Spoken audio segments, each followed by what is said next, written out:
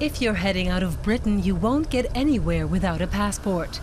The island is part of the EU, but not part of the passport-free Schengen zone.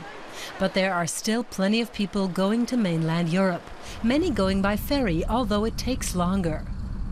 I prefer the ferry because of the length of time it takes, which is great, and also we enjoy the breakfast on board.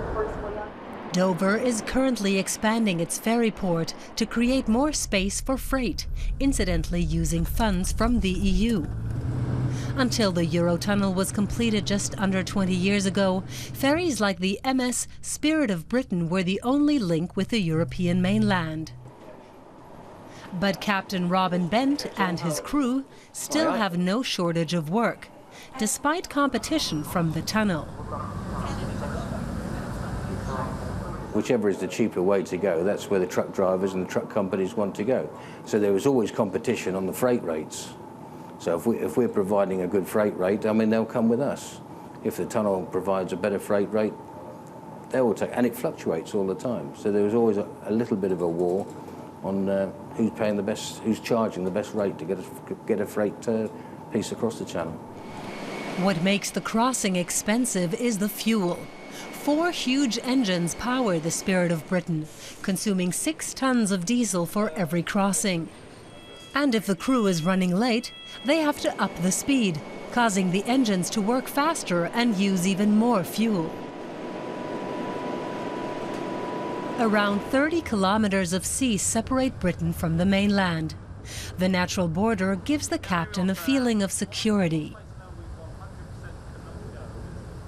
I like to see borders between countries, because we are all different. Still, after 30 years of working on this route, he supports the European idea.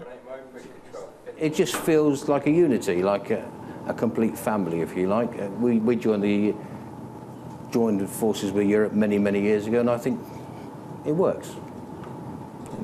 And I think our trade proves it, working closely with France for these ferries to go backwards and forwards. In the past, most of his passengers were tourists, and in the summer months, the passenger deck is still full. But the main business now is the freight trucks, mostly carrying British products for mainland Europe. The crossing takes 90 minutes, and then the cargo arrives in Calais. The company is even thinking of buying new ferries. Presumably, that would only be worthwhile if Britain maintains its close trade links with the rest of the EU.